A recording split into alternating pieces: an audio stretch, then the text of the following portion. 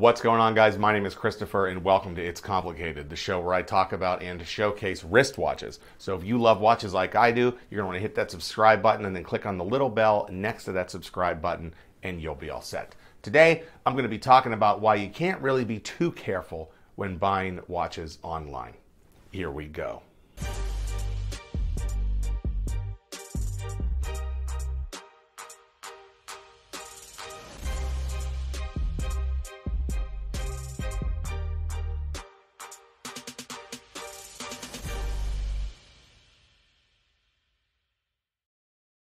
So I wanted to talk to you guys about being careful when buying watches online, especially Rolex watches online, and why you really can't be too careful.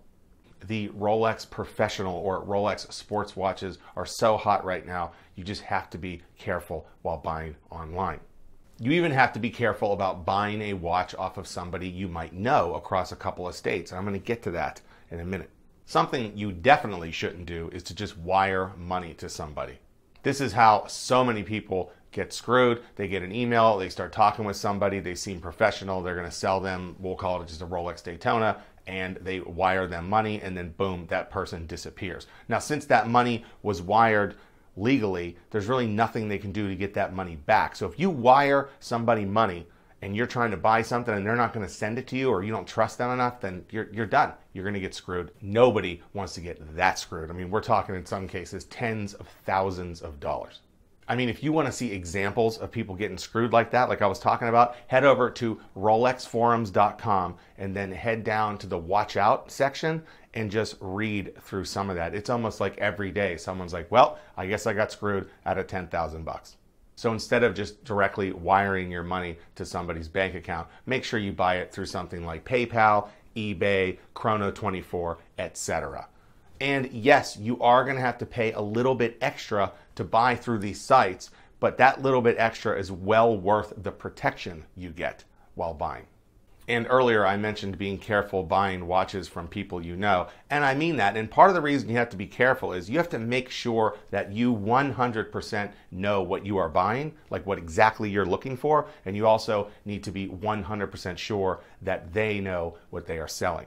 I mean, look at this guy. He just purchased a Rolex Batman from a friend of his while they were playing poker together, and he noticed that the bezel was just kind of chipping away and it looked really worn and it was very sudden. So he put it on rolexforums.com and they all told him that, listen, buddy, there's no such thing as a Batman with the GMT Master 2 being green. That is either a fake watch or it is some kind of Franken-watch where they took a real GMT Master 2 and just put the Batman bezel on it. And there's also a comment in this thread that somebody says it looks like the GMT hand was hand painted blue.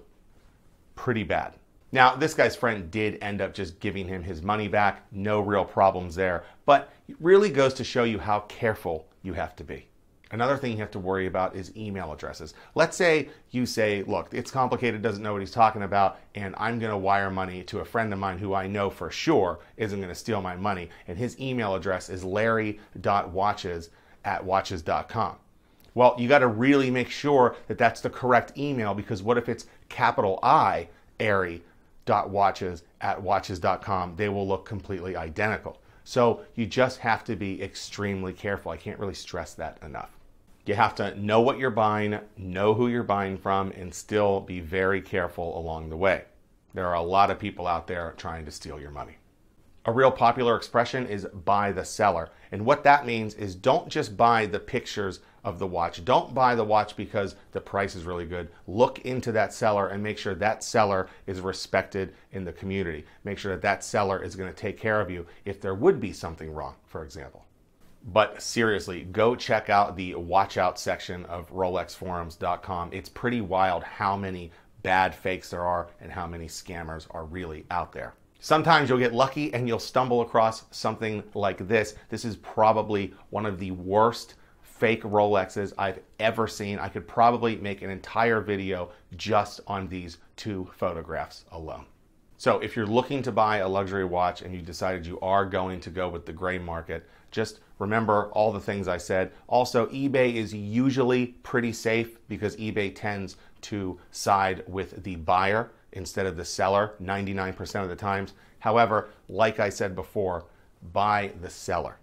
And that wraps up another episode of It's Complicated. Don't forget to subscribe to the show, like this video, share it with all your friends, and I'll see you next time on another episode of It's Complicated.